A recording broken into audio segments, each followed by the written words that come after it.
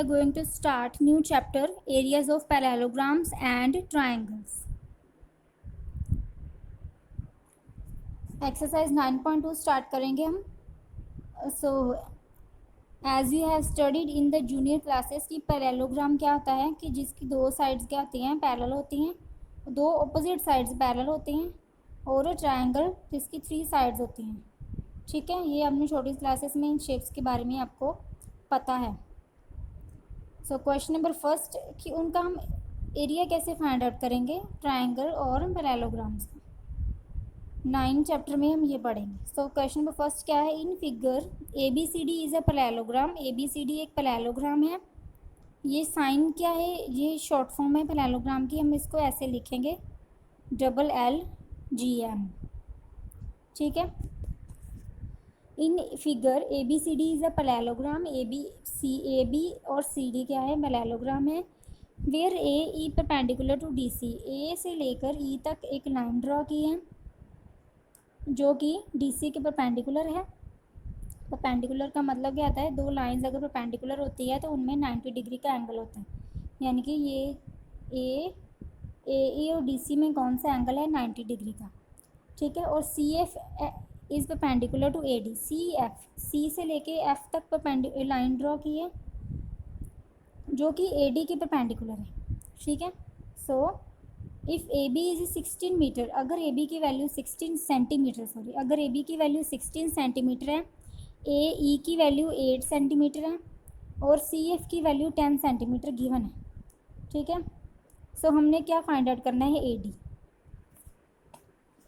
So solution कैसे start करेंगे, figure हमें ऑलरेडी गिवन है, फिगर को देख के हमने सोल्यूशन स्टार्ट करना है. सो एरिया ऑफ पैरेललोग्राम हमें पता है क्या होता है, half of base into altitude. Altitude क्या होता है, हाइट.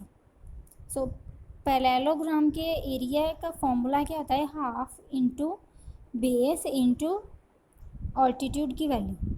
ठीक है. सो ए बी सी डी क्या है, पैरेललोग्राम है. फर्स्ट क्या है, if D C is considered as the base. अगर डी सी को हम बेस की तरह कंसिडर करें. ठीक है. क्योंकि एरिया ऑफ पैरेललोग्राम में कौन कौन सी टर्म यूज़ हो रही है, बेस यूज़ हो रहा है और अल्टीट्यूड. सो हमें कोई ना कोई इसका कोई हमें बेस तो पता नहीं है. सो हमने कोई ना कोई बेस इसका एज्यूम कर लेना. अगर डीसी कोई हमारे पास, अगर हम डीसी को बेस एज्यूम कर लें, देन एरिया क्या बन जाएगा पैरेललोग्राम का, half of DC. Half of DC means half of base into A E. A E क्या है, हाइट है. यानी कि जो वर्टिकल लाइन हमने ड्रॉ की है ए से लेकर ई तक, वो क्या है, पैरेललोग्राम की हाइट. यानी कि area of parallelogram A B C D equal to, if D C is the base then half of D C into A E, where D C is the base, A E is the altitude. ठीक है. तो area ये बन जाएगा. अगर हम assume कर लें, if we assume A D is the base, अगर हम ए डी यानी कि ये इसको अगर हम बेस एज्यूम कर लें, तब हमारे पास एरिया क्या बनेगा, एरिया देन बनेगा half of A D into F C.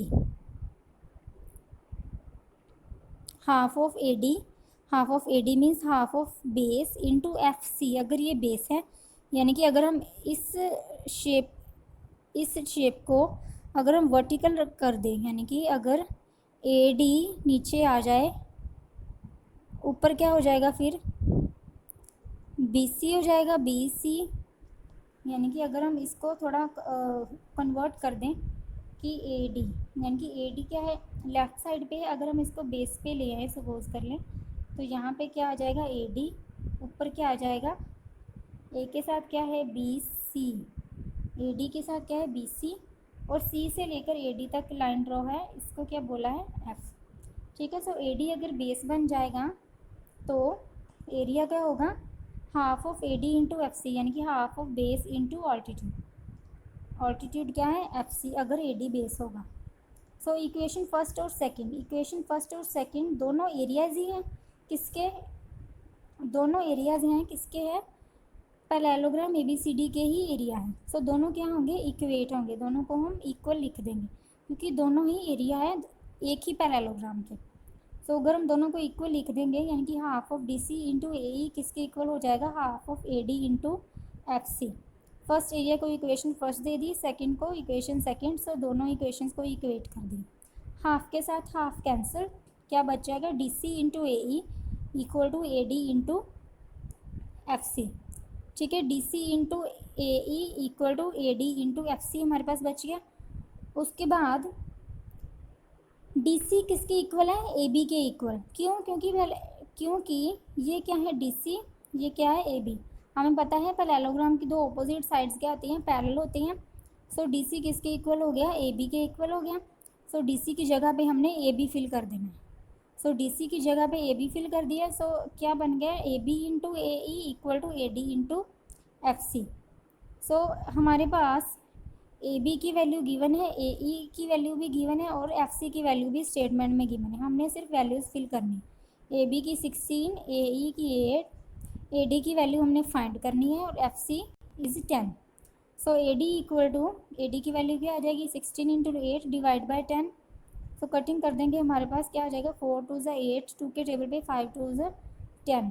So answer क्या आ गया, 12.8 is the value of A D, 12.8 centimetre.